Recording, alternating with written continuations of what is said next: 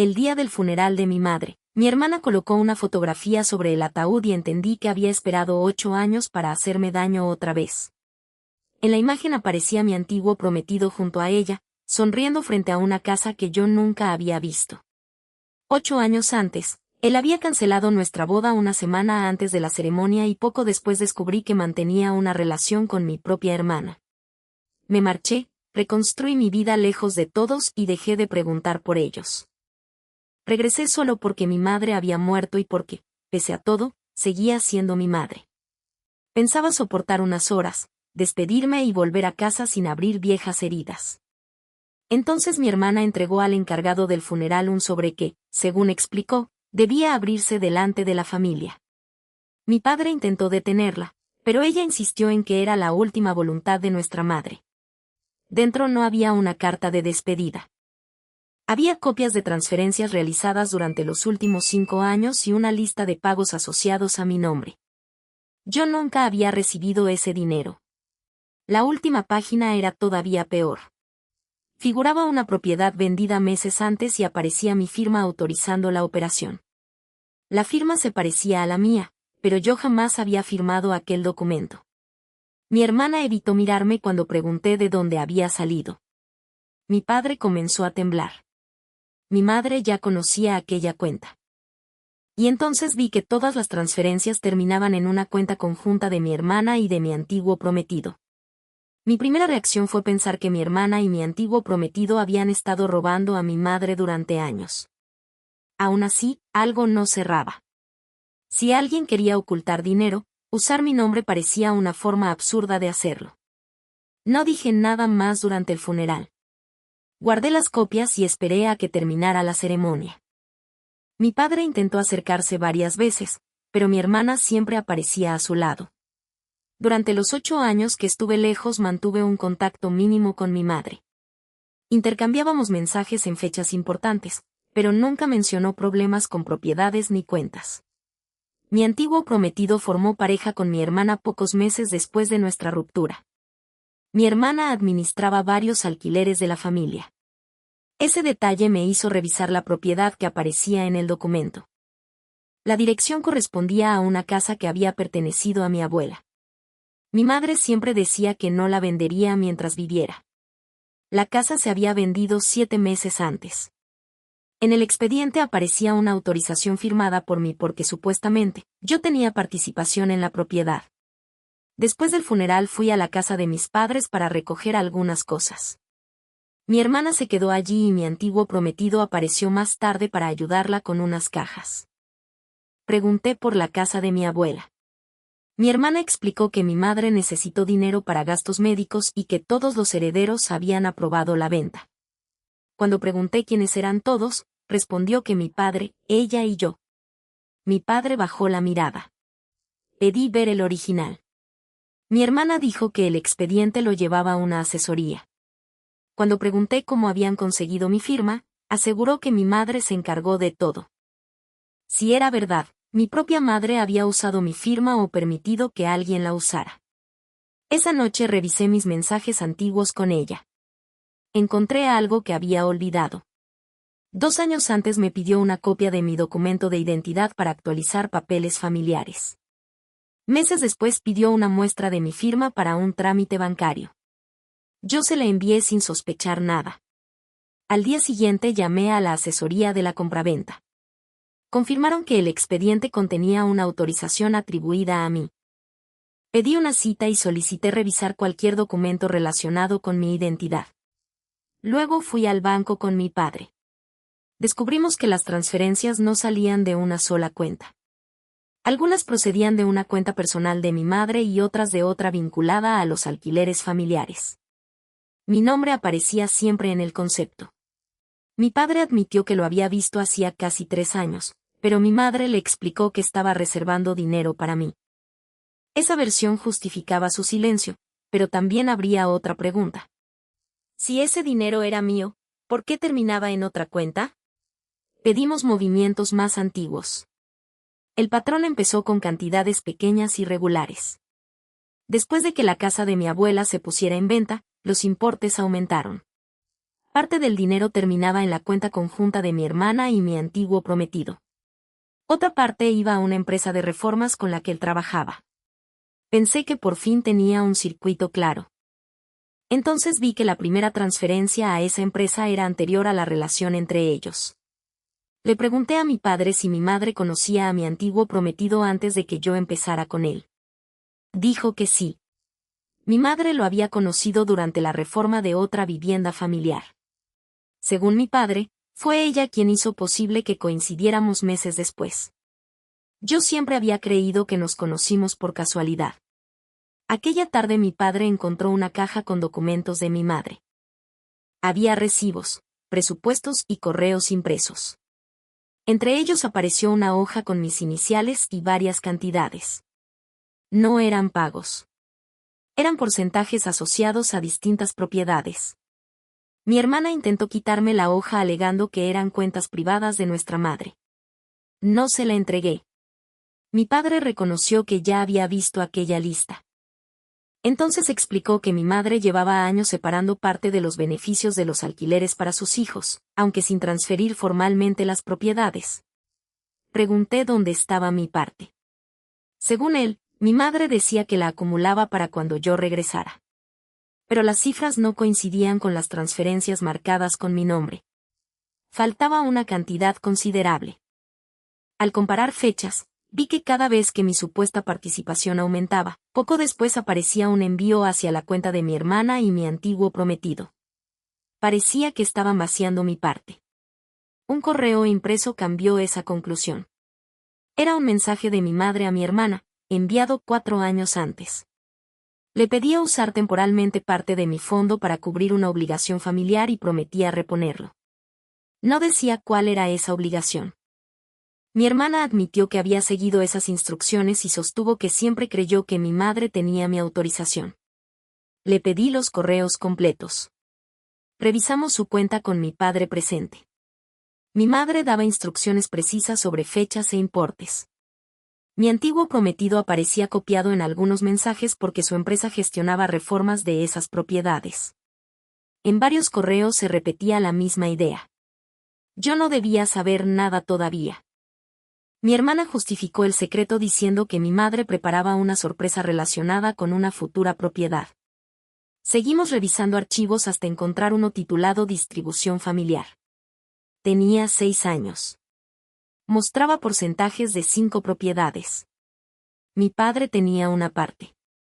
Mi hermana tenía otra. Yo tenía la mayor participación en 2. Una era la casa de mi abuela. La segunda dirección no me resultaba conocida. Mi antiguo prometido la reconoció apenas vio la pantalla. Dejó el teléfono sobre la mesa y salió de la habitación sin explicar nada. Mi hermana palideció. Le pregunté a mi padre qué había en esa dirección. Dijo que era una casa que mi madre compró 8 años antes. La misma semana en que mi prometido canceló nuestra boda.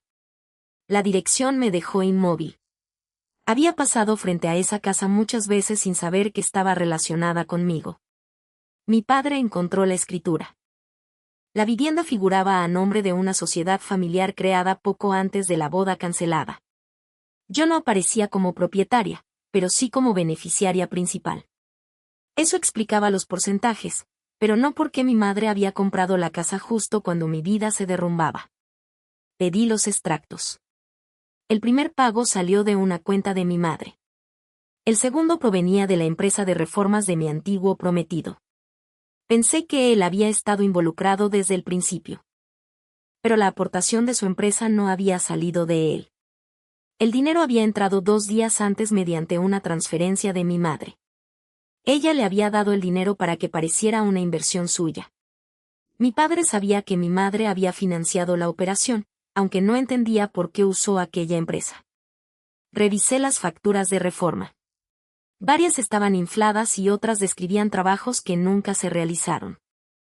El exceso coincidía con parte del dinero que después apareció en la cuenta conjunta de mi hermana. Mi sospecha fue que ambos habían convertido la compra en una forma de apropiarse de mi parte. Las fechas volvieron a contradecirme. Las primeras facturas infladas eran anteriores a la relación entre mi hermana y él. Incluso había una orden de mi madre autorizando esos importes. Mi hermana no había creado el mecanismo. Se había incorporado después. Pedí a la asesoría el expediente completo. Mi firma no aparecía en la compra inicial. Surgía 6 años después, cuando la sociedad modificó sus porcentajes y reconoció formalmente una participación vinculada a mi nombre. La firma era falsa. La muestra que envié a mi madre 2 años antes parecía explicar su origen, hasta que vi que el documento tenía una fecha anterior. Alguien ya tenía otra firma mía. Busqué contratos de la boda cancelada. Yo había firmado reservas y pagos que mi antiguo prometido conservó porque coordinó varios proveedores. Podía haber tomado mi firma de allí. Una profesional comparó las copias y señaló que la imagen usada coincidía con una firma de aquellos contratos. Era una reproducción. Cuando mi antiguo prometido regresó, le pregunté quién conservó esa carpeta. Admitió que estuvo con él, pero mi madre la pidió después de nuestra ruptura. Mi hermana confirmó que la carpeta terminó en casa de mis padres. Otra vez el camino conducía a mi madre. Ordené los correos de mi madre por fechas. Cada movimiento de aquella casa coincidía con discusiones familiares sobre dinero. También encontré pagos hechos a mi antiguo prometido después de nuestra ruptura. Eran cuotas de una deuda privada. Mi padre sabía algo. Mi padre admitió que antes de la boda mi antiguo prometido había acumulado deudas empresariales que podían afectar propiedades familiares. Mi madre intervino para evitarlo. Ella le prestó dinero con una condición. Debía cancelar los compromisos financieros compartidos conmigo hasta estabilizar sus cuentas. La boda estaba entre ellos. Durante 8 años creí que él me había abandonado únicamente por mi hermana. Ahora sabía que mi madre había presionado para que rompiera conmigo antes de que comenzara esa relación. Eso no lo volvía inocente. Él aceptó callar, siguió trabajando con mi familia y después formó pareja con mi hermana. Le pregunté a mi hermana cuando empezó realmente su relación con él. Después de resistirse, reconoció que comenzó casi un año después de la boda cancelada, no pocas semanas más tarde como yo había supuesto por rumores y fotografías. Yo había unido fechas que nunca comprobé. Mi madre jamás corrigió esa versión. Cuanto más revisaba, más claro quedaba que permitió que yo culpase a mi hermana porque así nadie preguntaría por qué había intervenido en mi relación. La casa comprada aquella semana tampoco era un regalo para ellos. Formaba parte de la garantía que mi madre exigió por el préstamo. La sociedad compró el inmueble y la empresa de mi antiguo prometido aportó una participación aparente. En realidad, él devolvió el dinero mediante reformas y pagos. Entonces pregunté por qué mi nombre figuraba como beneficiaria principal. Mi padre encontró un cuaderno de mi madre. Había cálculos sobre dinero que yo aporté antes de irme al administrar alquileres y renunciar a parte de mis honorarios. Mi madre había usado esos ahorros como capital de la sociedad sin decírmelo. Por eso reservó porcentajes a mi nombre.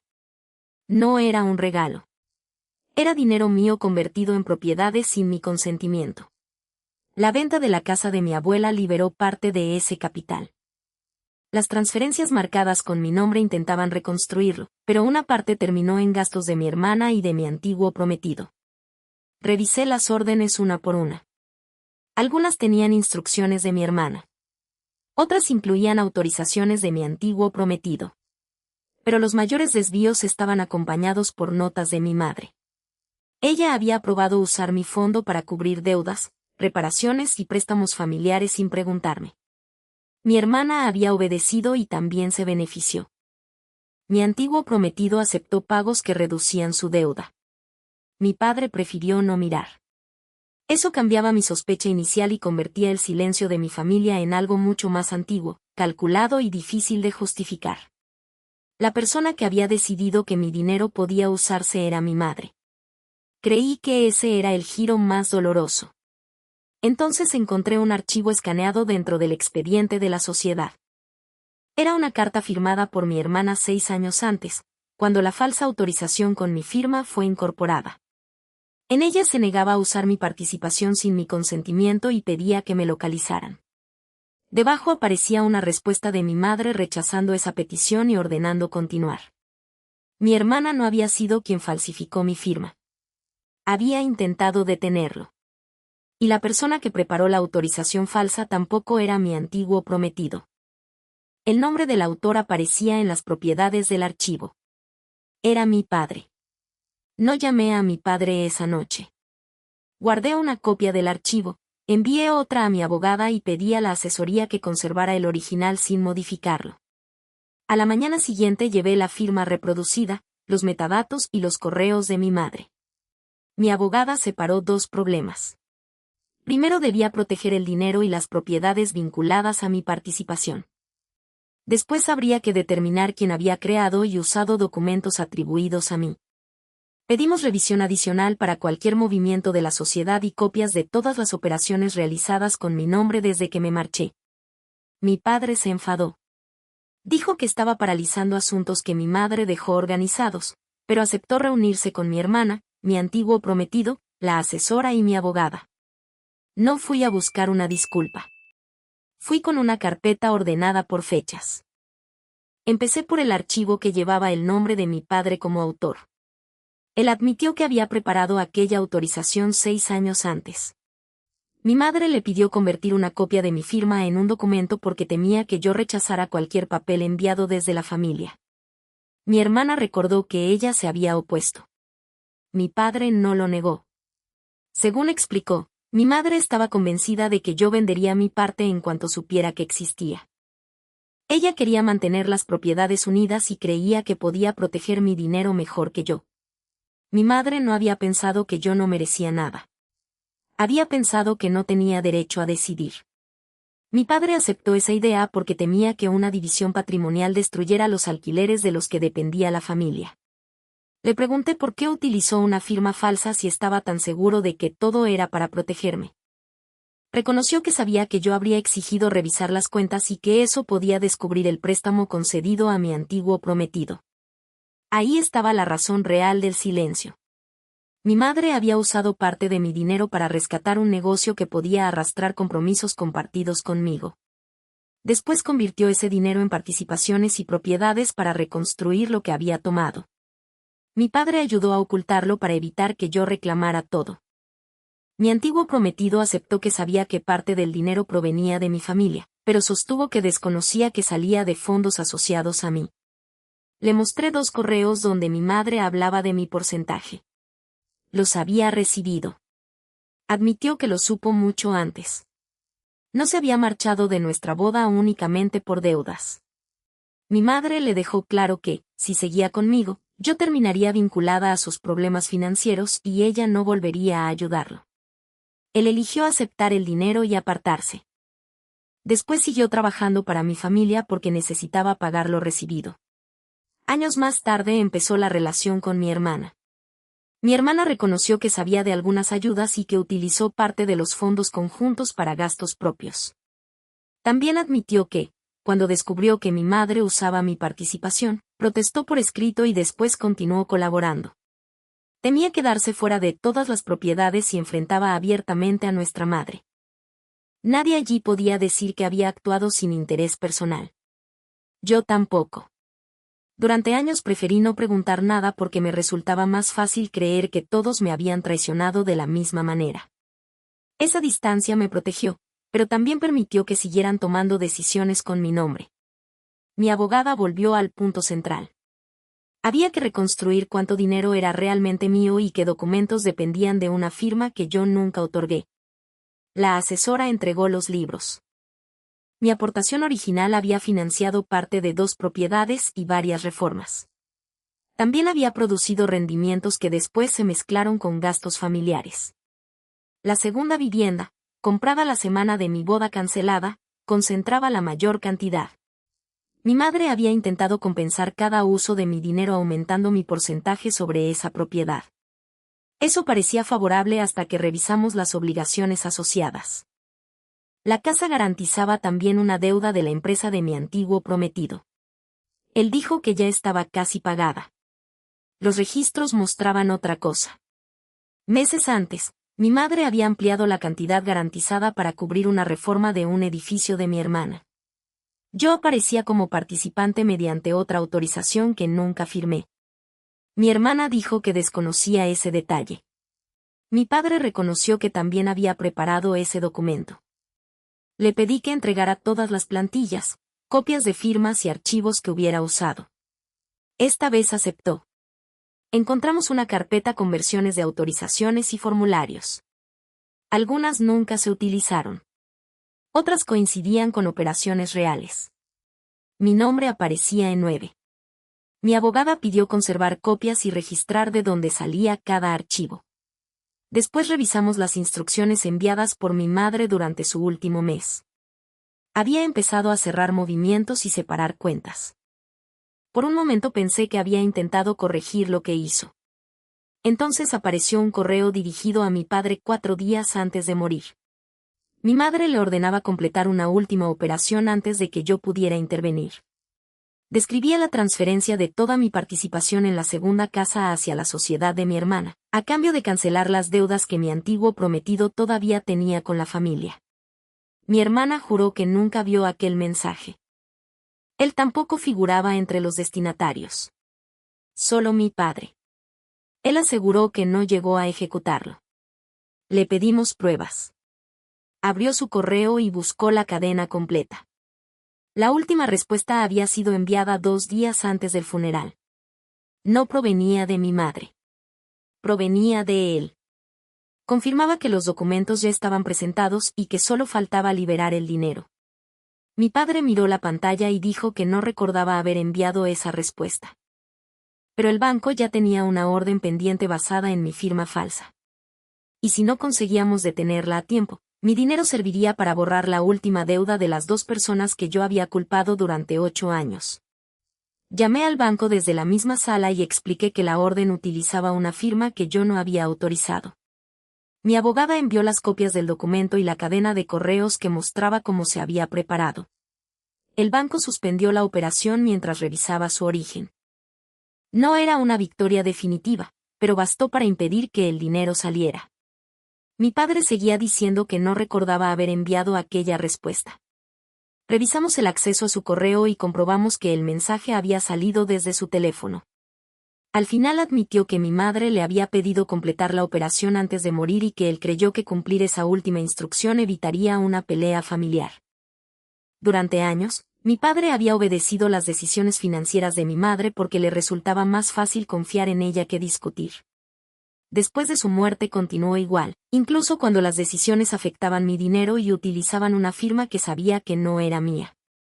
Mi hermana llevó una carpeta con los correos donde había cuestionado el uso de mi participación y otros posteriores en los que dejó de protestar y empezó a aceptar beneficios indirectos. Reconoció que había cedido porque temía quedarse fuera de las propiedades y enfrentaba a nuestra madre. Mi antiguo prometido tampoco pudo esconderse detrás de la ignorancia. La revisión mostró que había reducido deudas de su empresa con fondos vinculados a mi participación. No creó las firmas falsas, pero había recibido correos donde mi madre hablaba de mis porcentajes. Mi hermana aceptó devolver de manera gradual la parte que podía demostrarse que había recibido. Mi antiguo prometido hizo lo mismo con los pagos aplicados a su empresa. Mi padre entregó los archivos que todavía conservaba. Durante las semanas siguientes, una revisión independiente reconstruyó años de movimientos. Algunas operaciones habían beneficiado a la familia. Otras habían utilizado mi dinero sin autorización. Varias dependían de documentos creados con una reproducción de mi firma. La segunda casa dejó de respaldar nuevas deudas mientras se aclaraban las participaciones. También se revisó la venta de la casa de mi abuela y se separaron los importes de cada persona. Mi porcentaje no desapareció como mi madre había intentado ordenar antes de morir. Yo tampoco pedí quedarme con lo que pertenecía a otros. Quería recuperar lo que pudiera demostrarse como mío y asegurarme de que nadie volviera a decidir por mí. Mi padre intentó justificar sus decisiones diciendo que quería mantener unida a la familia. Le respondí que mantenernos unidos no podía significar utilizar mi nombre cuando yo no estaba. No le prohibí verme, pero tampoco fingí que todo podía volver a ser normal. Si quería recuperar mi confianza, tendría que aceptar que ya no administraría nada en mi nombre. Durante 8 años convertí a mi hermana en el rostro de todo lo que me había pasado. Ahora sabía que había intentado detener a mi madre una vez y después había cedido por miedo y conveniencia. Mi antiguo prometido dejó de ser una pregunta pendiente. Había elegido protegerse de sus deudas, aceptar la ayuda de mi madre y dejarme creer una versión incompleta de nuestra ruptura porque le resultaba cómoda. La asesora preparó un informe con los movimientos reconstruidos. Mi madre había usado mi dinero, aumentado mis porcentajes para compensarlo, vuelto a utilizar esas participaciones como garantía y finalmente intentado transferirlas para cerrar deudas ajenas. Mi madre podía haberme querido y al mismo tiempo haberme controlado hasta convertir mis ahorros en una herramienta para resolver los problemas de todos. Cuando terminó la revisión principal, regresé a la segunda casa sabiendo por fin qué representaba. Parte de aquella propiedad existía porque mi madre había tomado dinero mío para resolver problemas ajenos y después había intentado reconstruirlo sin admitirlo. Mi padre llegó con una carpeta que contenía los documentos originales de mis aportaciones, recibos antiguos y una carta que mi madre había escrito meses antes de morir. Mi madre reconocía que había tomado decisiones con mi dinero porque estaba convencida de que yo habría actuado desde el enojo y habría deshecho lo que ella intentaba conservar. También admitía que cada año le resultaba más difícil contarme la verdad. Para hacerlo tendría que reconocer que empezó utilizando una cantidad pequeña y terminó construyendo una estructura entera alrededor de mi ausencia. Doblé la carta y la guardé. Por primera vez desde el funeral no necesitaba buscar otra prueba. Mi padre dejó las llaves sobre la mesa y aceptó que nadie volvería a tomar decisiones sobre aquella propiedad sin conocimiento de los demás responsables. Meses después, las cuentas estaban separadas. Mi hermana devolvía el dinero recibido de mi fondo según un acuerdo que podía cumplir. Mi antiguo prometido empezó a cubrir la parte de sus deudas pagada con recursos asociados a mí. Mi padre ya no administraba nada con mi nombre. Yo recuperé el control de mis documentos y de mi participación, pero me negué a convertirme en la nueva persona que decidiera por todos. Vendí una parte menor y conservé el resto bajo reglas claras, con registros separados. Mi relación con mi hermana quedó limitada. Ella sabía que haber intentado detener a nuestra madre una vez no compensaba los años posteriores de silencio. Con mi padre mantuve contacto, pero ya no entregué documentos ni contraseñas para evitar discusiones. Mi antiguo prometido salió de mi vida de la forma en que debió haberlo hecho 8 años antes, sin secretos pendientes. El día que firmé el primer documento verdaderamente mío relacionado con aquellas propiedades, pedí que mi padre y mi hermana estuvieran presentes. No necesitaba su aprobación. Quería que vieran la diferencia entre una firma utilizada y una decisión tomada. Leí cada página, corregí una cifra y pedí una versión nueva. Nadie me apuró ni respondió por mí. Cuando todo estuvo correcto, firmé y guardé mi propia copia antes de entregar la otra. 8 años antes me había marchado creyendo que perder a mi prometido y a mi hermana significaba haber perdido mi lugar en la familia. Después del funeral entendí que el verdadero problema nunca había sido quién se quedó con quién. Todos habían aprendido a tomar decisiones sobre mi vida mientras yo estaba lejos. Aquella tarde salí de la casa con mis documentos bajo el brazo y mis llaves en el bolsillo. No recuperé la vida que tenía antes. Recuperé algo que nunca debí entregar. El derecho a decidir qué hacer con mi nombre.